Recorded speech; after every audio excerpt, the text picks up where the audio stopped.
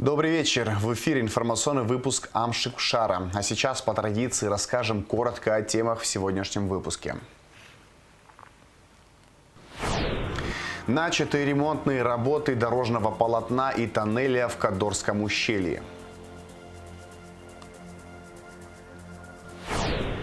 Круглый стол «Ценностные приоритеты в системе духовно-нравственного воспитания личности» прошел в Сухуми. Формирование доступной среды для людей с ограниченными возможностями здоровья. Социальное такси для маломобильных граждан.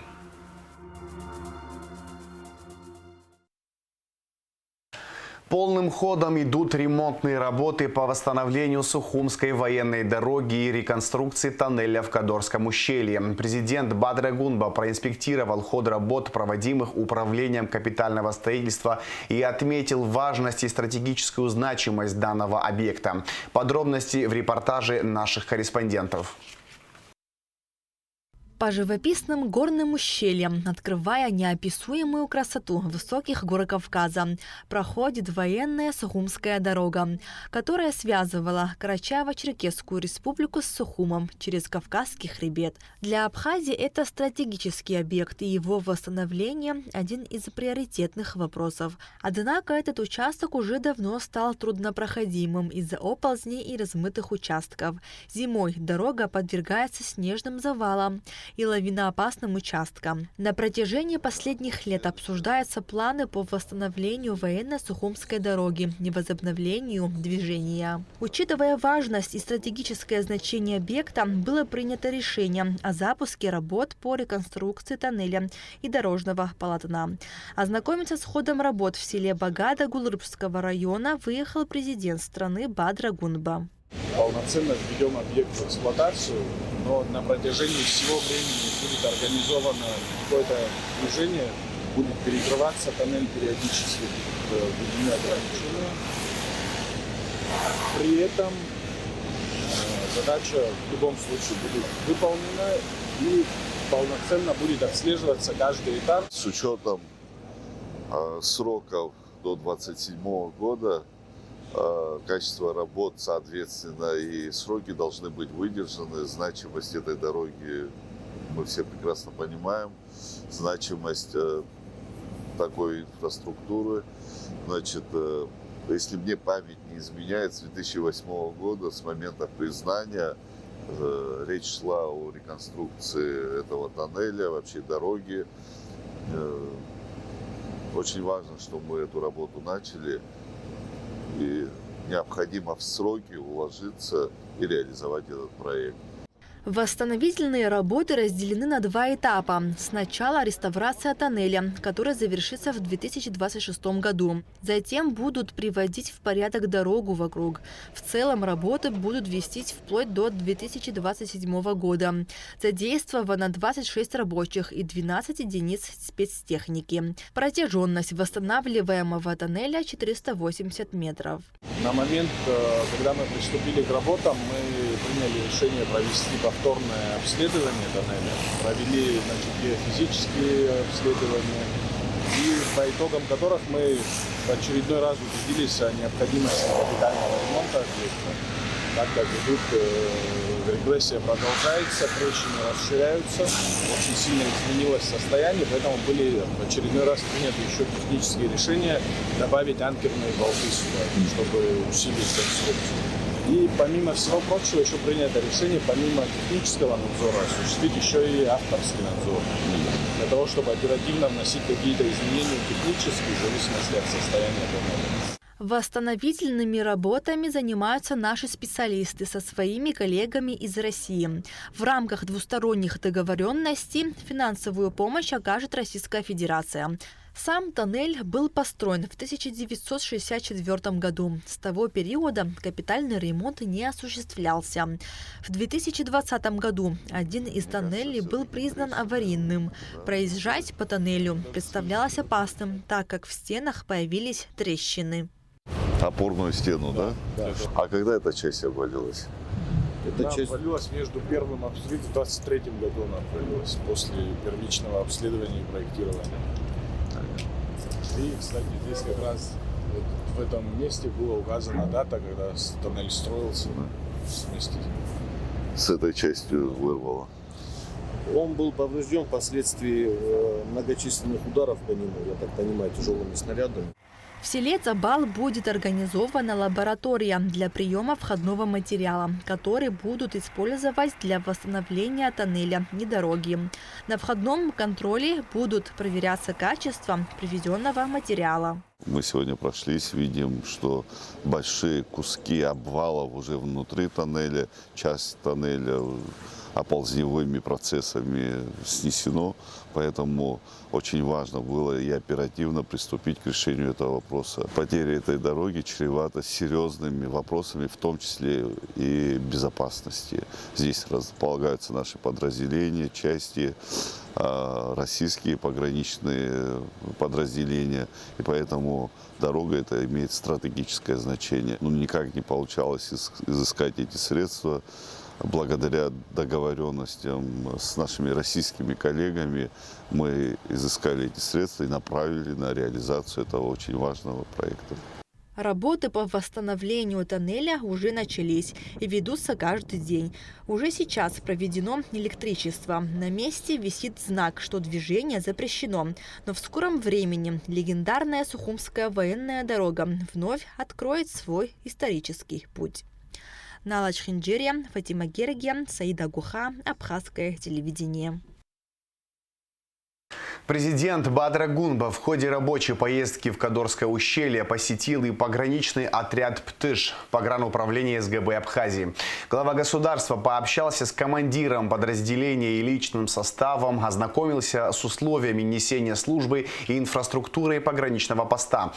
Гунба поручил начальнику управления капитального строительства Демиру Гамисоне в ближайшее время приступить к ремонту и благоустройству помещений. Президент выразил признательность сотрудникам погранотряда «Птыш» за высокий профессионализм и добросовестное выполнение служебных обязанностей по обеспечению безопасности государства. Бадра Гунба посетил село Ажара в Кодорском ущелье Абхазии. Президент осмотрел здание, где ранее располагалась сельская больница и где планируется открыть фельдшерско-акушерский пункт. Сейчас такой пункт работает в доме руководителя ФАП Галины Гунба. Президент поручил начальнику УКС Демиру Гамисоне в ближайшее время приступить к обустройству объекта. Минздрав Абхазии обеспечит пункт медикаментами. Глава государства также встретился с начальником местной милиции Даура Мадлиева и представителем СГБ Наурызом Чачхали, который несет службу в ущелье. Офицеры доложили главе государства об оперативной обстановке на данной территории и о том, как они несут службу. Депутаты Народного собрания парламента Республики Абхазия выражают обеспокоенность ситуацией вокруг событий 5 ноября текущего года и возможным осложнением общественно-политической обстановки. Убеждены, что любые попытки неправомерного вмешательства во внутренние политические процессы недопустимы. В целях исключения возможности внешнего вмешательства во внутренние дела Республики Абхазия депутаты парламента рассматривают возможность ужесточения правовых норм в действующем законодательстве.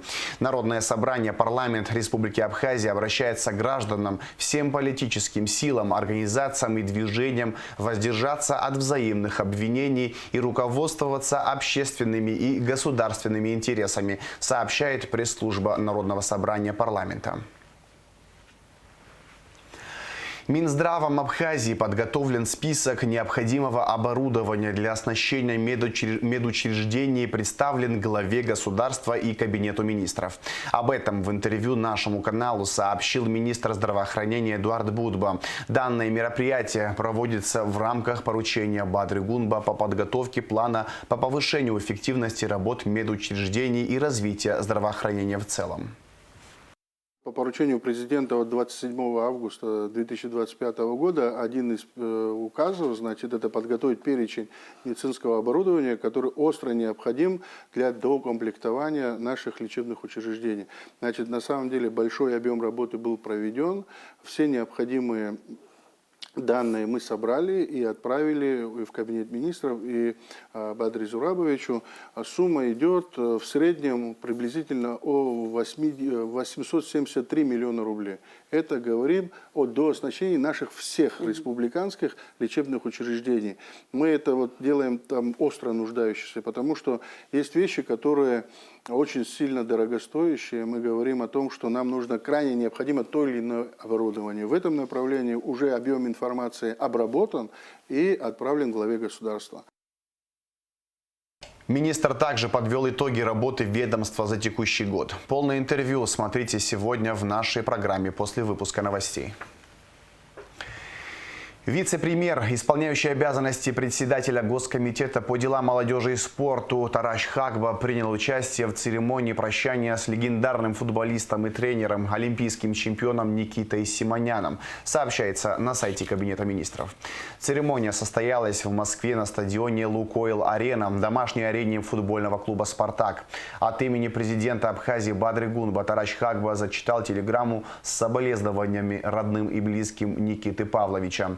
Примите самые искренние и сердечные соболезнования по поводу кончины Никиты Павловича Симонян. С глубокой болью узнал об уходе человека, который был особенно дорог всем нам в Абхазии, говорится в соболезновании. Бадра Гунба подчеркнул, что детство и первые шаги в футболе Никиты Симонян были связаны с Сухумом, и на протяжении всей жизни он сохранял теплую связь с малой родиной. Для всего народа Абхазии он был и остается близким, родным человеком, которым мы искренне гордились. Светлая память Никите Павловичу, доброму, яркому, настоящему человеку, заключил президент.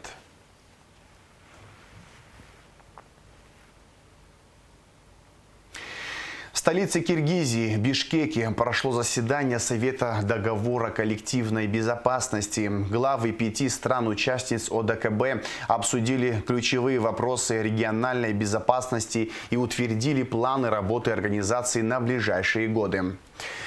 По итогу консультаций делегации России, Беларуси, Казахстана, Киргизии и Таджикистана приняли план развития военного сотрудничества до 2030 года. Со своей стороны президент Владимир Путин рассказал о приоритетах председательства России в организации в следующем году. Москва, как будущий председатель в ОДКБ, продолжит укреплять оборонный потенциал Союза. Россия предлагает запустить программу оснащения армии стран-участниц современными образцами российских вооружений, что в свою очередь укрепит технологический суверенитет и обороноспособность каждой страны. Предлагаем запустить масштабную программу оснащения коллективных сил современными образцами российских вооружений и техники, доказавшими свою эффективность в ходе реальных военных действий. И именно в этом ключе планируем организовать целый ряд совместных мероприятий по подготовке воинских частей и подразделений спецслужб. В их числе очередные этапы регулярных учений, взаимодействие, эшелон, поиск. Полагаем, что отдельного внимания требуют вопросы развития авиационных сил организации и системы противовоздушной обороны. Диаспора из Турции передала Общественной палате Абхазии около 900 комплектов зимней одежды для последующей отправки на Северный Кавказ, а также в Донецкую и Луганскую народные республики. Груз был доставлен благодаря заместителю секретаря Общественной палаты Низаму Хапату и тесному взаимодействию с абхазской диаспорой в Турции, в частности с его братом Ахметом Хапатом. Помощь включает комплекты зимней одежды для взрослых и детей. Вся одежда новая. Около 30% отправят на Северный Кавказ, остальные 70% в Донецкую и Луганскую народные республики. Заместитель секретаря Общественной палаты Изольда Хагба отметила, что палата уже неоднократно участвовала в благотворительных акциях по поддержке жителей Донбасса, которые в настоящее время сталкиваются со множеством трудностей. Благодаря одному из членов Общественной палаты, заместителя секретаря Общественной палаты Низаму Хапат, и при тесном взаимодействии с представителями нашей диаспоры в Турецкой республике, в частности с родным братом Низам Ахмед Хапат, который уже много раз внутри Абхазии проводила различные благотворительные акции, да, также и другие наши соотечественники. Сегодня в рамках этой акции передали порядка 900 комплектов одежды для женщин, мужчин, преимущественно для детей. И это такой сезонный груз, который вот как раз-таки сейчас поможет в холодные времена детям. Это теплые куртки, свитера и разная другая одежда. Часть груза будет отправлена в семьи людей, которые воевали в Отечественной войне народа Абхазии, это на Северный Кавказ. Но большая часть груза будет отправлена в Донецкую и Луганскую республику для того, чтобы там в последующем раздать людям, кому это необходимо. Руководитель единого штаба помощи Донбассу в Абхазии Вадим Мироненко подчеркнул, что это уже третий гуманитарный груз, отправленный из Турции в поддержку Донбасса. Груз отправляется поэтапно. Составлены списки детей, взрослых и малоимущих семей, проживающих в прифронтовой зоне, отметил Мироненко. Только что мы получили гуманитарный груз от людей, которые неравнодушные люди. Здесь список этих людей, значит, благодарность для них. Груз этот не первый. С мая месяца 2014 года наша объединенная организация, которая состоит из нескольких организаций, помогает Донецкой и Луганской республике, теперь еще и новым регионам. С Низам Хасановичем. Низам Хасанович является членом нашей организации, также помогает. Мы взаимодействуем с Общественной палатой уже не первый год. Общественная палата принимает активное участие в этих делах. В общем, что хочу сказать? Хочу сказать огромное спасибо за помощь и передать эту благодарность вам, что вы передали уже людям. Спасибо большое. Спасибо. Заместитель руководителя общественного благотворительного фонда «Помним» Ляля Чамагуа также выразила благодарность Ахмету Хапату за гуманитарную помощь семьям добровольцев из Северного Кавказа, погибших в Отечественной войне народа Абхазии. Низам Хапат подчеркнул, что сотрудничество между Общественной палатой Абхазии и абхазской диаспорой Турции будет продолжаться и впредь. Шазина Ханагуа, Давид Хашик, Абхазское телевидение. Круглый стол «Ценностные приоритеты в системе духовно-нравственного воспитания личности» прошел в Сухуме. Организаторы – Абхазский институт гуманитарных исследований имени Дмитрия Гулия и представительство Россотрудничества в Абхазии. На встрече обсудили формирование личности на основе таких традиционных ценностей, как жизнь, достоинство, семья, патриотизм и гражданственность. Участники рассмотрели, как эти ценности передаются и внедряются в систему воспитания, а также вызовы, связанные с актуализацией этой темы в современном обществе. Более подробно в репортаже Гундышова. В систему ценностных приоритетов входит формирование таких качеств, как честность, справедливость, милосердие, сострадание и взаимопомощь.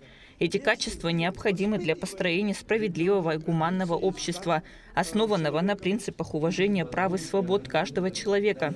Важное место занимает воспитание трудолюбия, ответственности и стремления к знаниям. Круглый стол на тему «Ценностные приоритеты в системе духовно-нравственного воспитания личности», организованный Абхазским институтом гуманитарных исследований и представительством Россотрудничества в Абхазии, был посвящен обсуждению ключевых аспектов формирования моральных устоев и гражданской позиции молодого поколения. Мероприятие стало площадкой для обмена опытом и выработки стратегий по укреплению традиционных ценностей в современном обществе. Это очень важно в наше время. Патриотизм и гражданственность, которая входит туда, это любовь к Отечеству, готовность служить его интересам, ответственность за его судьбу, уважение к истории и культуре своей страны. Высокие нравственные идеалы, стремление к добру, справедливости, милосердию, гуманизму, ценности и порядочности. Это, конечно, крепкая семья, воспитание детей, уважение к старшим поколениям и сохранение семейных традиций. Именно наше молодое поколение, работа с молодежью, она важна, несомненно, в аспектах во всех, но именно в этом мы должны именно проводить совместную работу, плечо к плечу. И именно такие встречи нам помогут в нашей работе и выработать единый алгоритм взаимодействия. В рамках круглого стола были затронуты вопросы, касающиеся роли семей, образовательных учреждений, общественных организаций в духовно-нравственном воспитании. Особое внимание уделялось значению исторического наследия, культуры и языка в формировании национального самосознания. Участники подчеркнули необходимость разработки и внедрения эффективных методик, направленных на развитие у молодежи чувства патриотизма, ответственности и уважения к старшим. Я хотел бы также отметить одну черту современного мира. Современный мир – это деформирующийся мир. Деформируется все человечество. И мы не можем оставаться вне этого контекста. Мы это можем наблюдать и наблюдаем сегодня все это.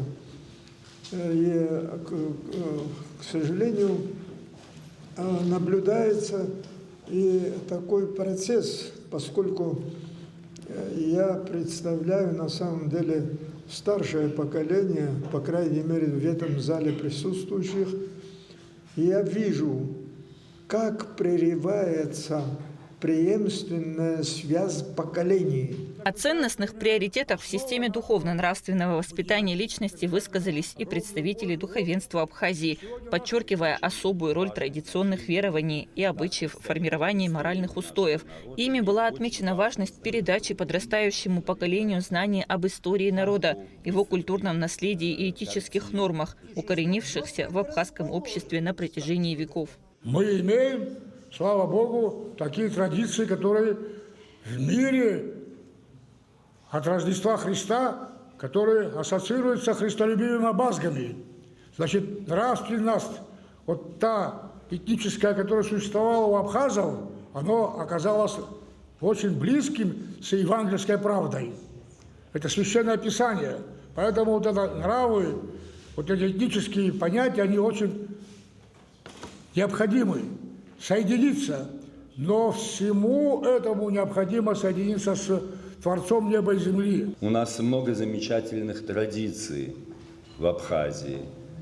И наши дедушки, бабушки относительно недавно, вот можно сказать, 50 лет, 60 лет, 30 лет, как мы с вами воспитывались.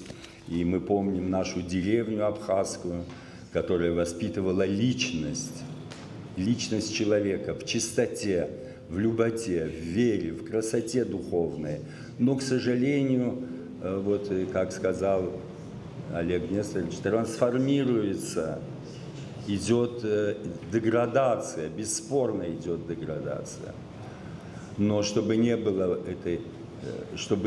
деградации, чтобы был прогресс духовный у нашей молодежи, мы должны, конечно, много работать.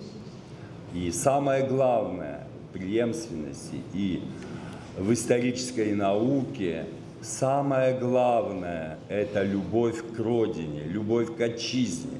Первостепенное значение в системе духовно-нравственных ценностей отводится уважению к старшим, почитанию традиций и обычаев предков. Абхазская культура, укорененная в древних обычаях и устном народном творчестве, акцентирует важность передачи накопленного опыта от поколения к поколению.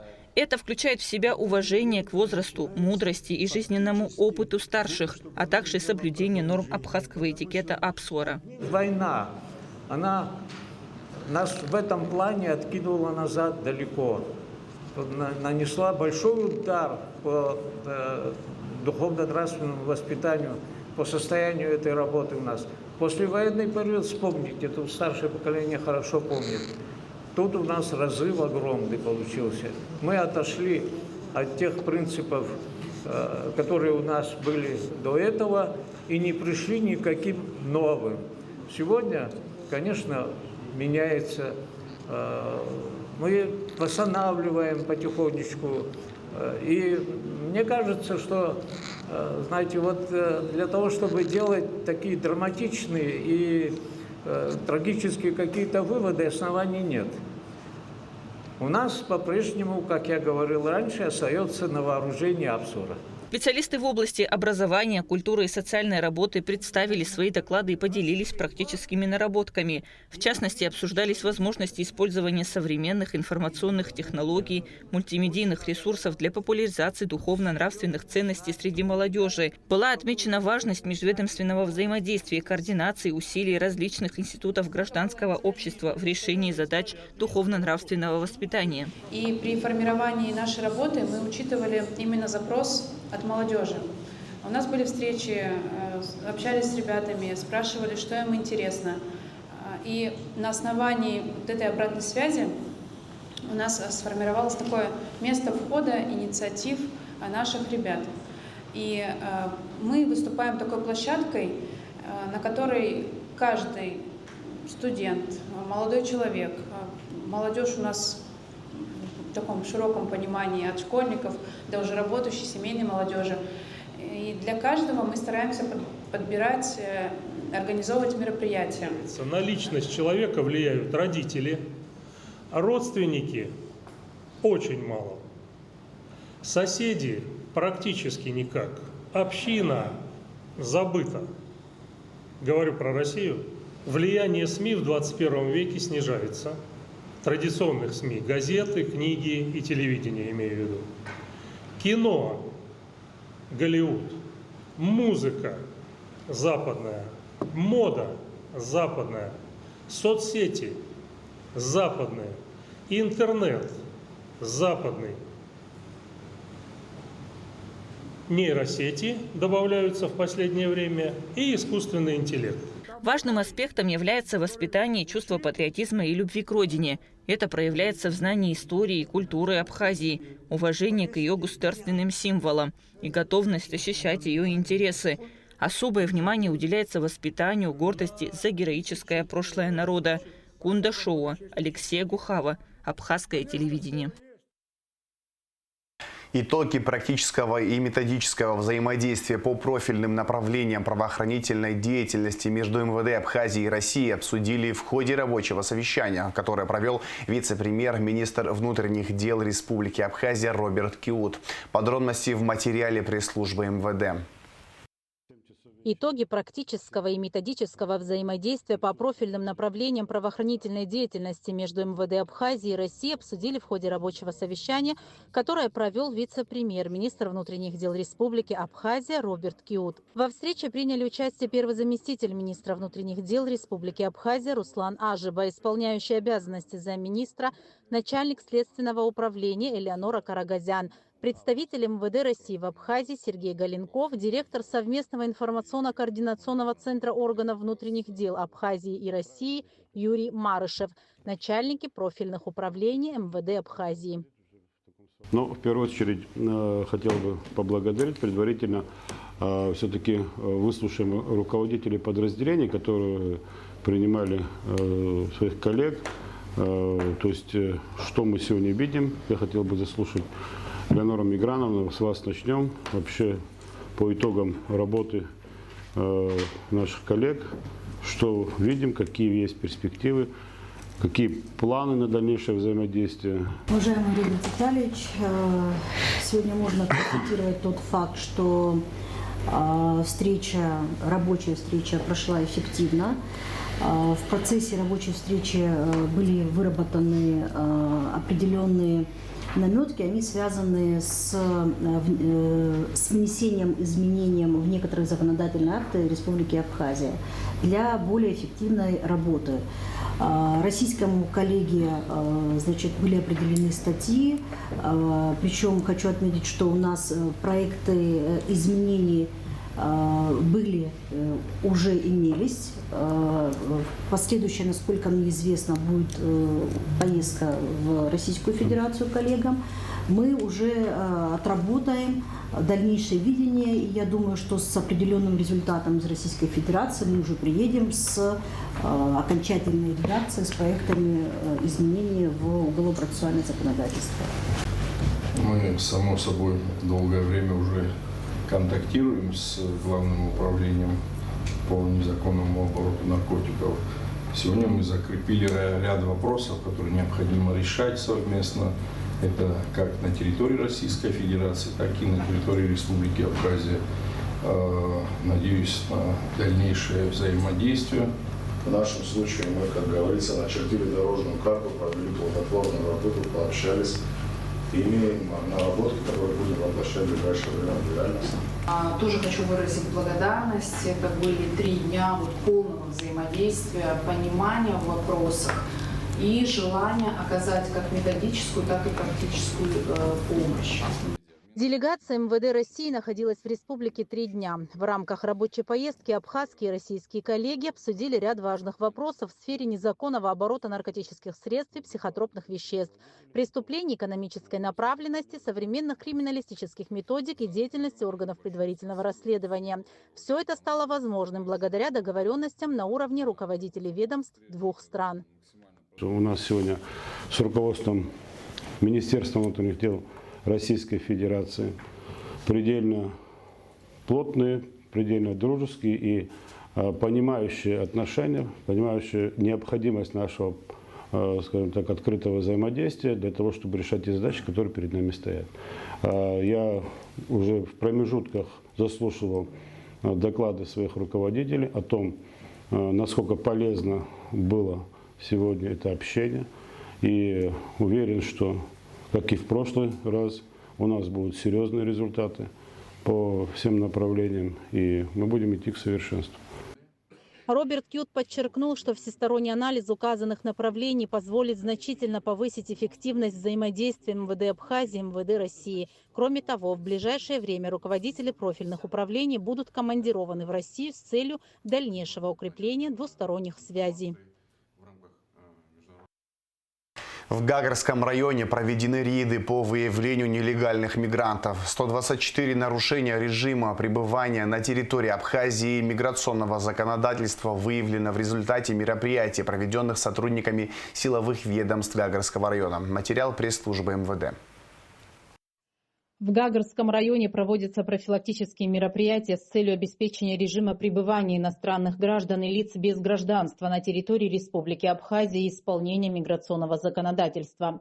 Проверочные мероприятия осуществляются совместно с сотрудниками подразделений участковых уполномоченных милиции общественной безопасности Управления внутренних дел по Гагарскому району, Гагарского районного отдела службы государственной безопасности и государственной миграционной службы. В ходе проведения профилактических мероприятий для установления личности и правообладающих документов в Управление внутренних дел по Гагарскому району было доставлено 224 иностранных гражданина. В результате проверки выявлено 124 нарушителя. В частности, за нарушение части 1 статьи 172 прим. 4 Кодекса Республики Абхазия об административных правонарушениях, а именно нарушение иностранным гражданином или лицом без гражданства правил въезда в Республику Абхазия либо режима пребывания, проживания в Республике Абхазия, составлено 18 административных протоколов, 14 из которых направлены в Гагарский районный суд с административным выдворением за пределы Республики Абхазия ввиду длительного пребывания на территории республики в нарушении режима пребывания. Постановлением Гагарского районного суда 14 иностранных граждан подвергнуты административному наказанию в виде штрафа с административным выдворением за пределы Республики Абхазия с запретом въезда на 5 лет. 93 протокола составлено в соответствии со статьей 185 КоАП по факту нарушения паспортного режима проживания на территории Абхазии без прописки или регистрации.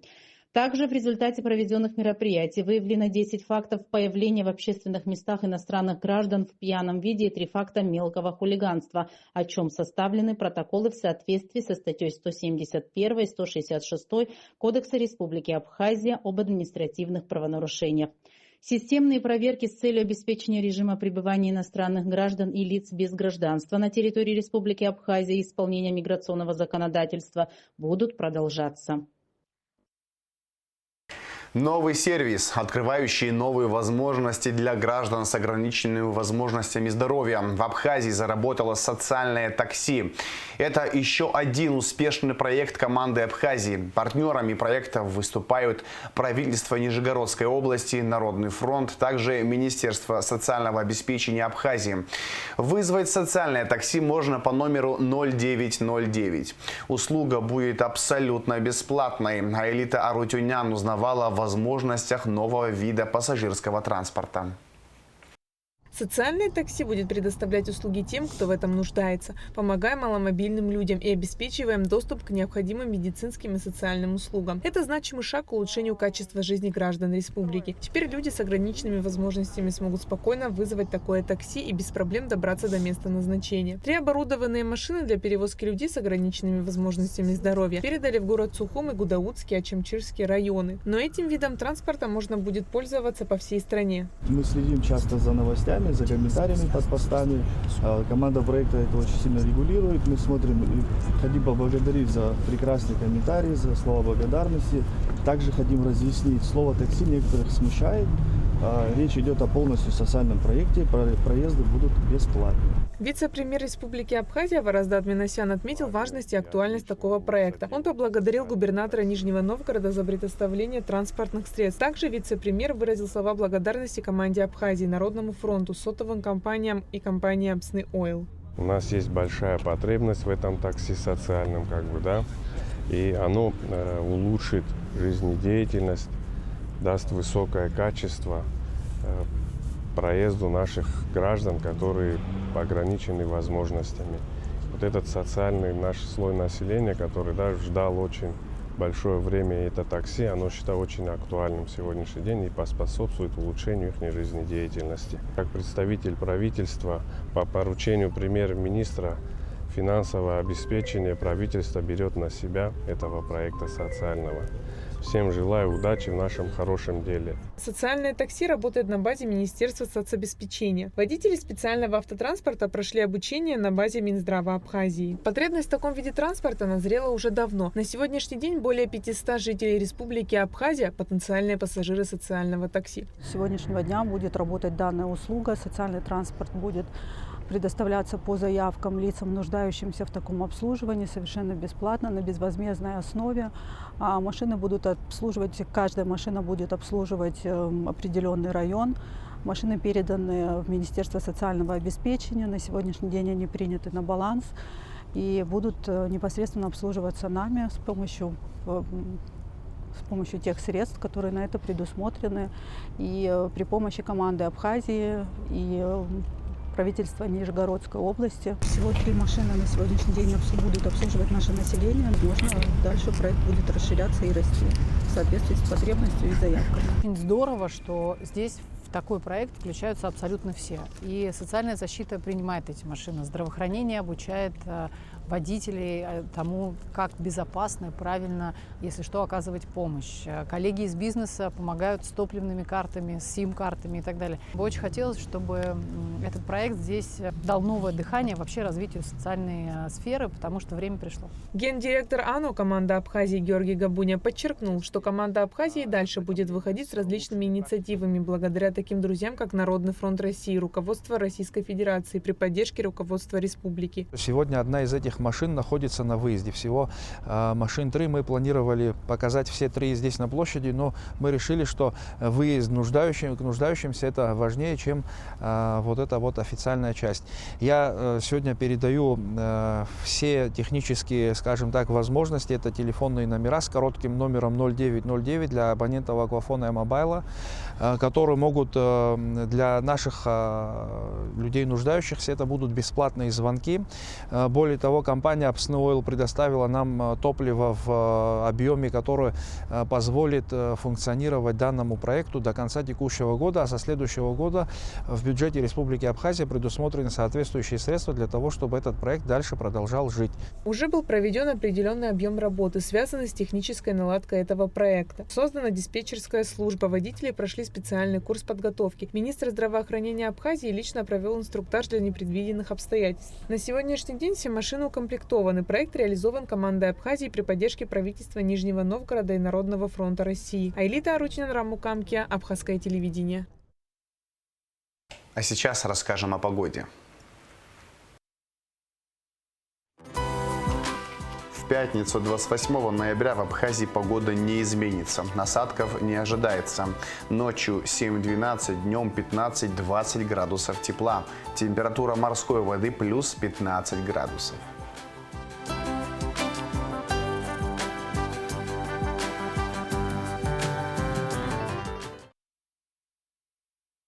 На этом информационный выпуск Амшевшара подошел к концу. Всего хорошего. До свидания.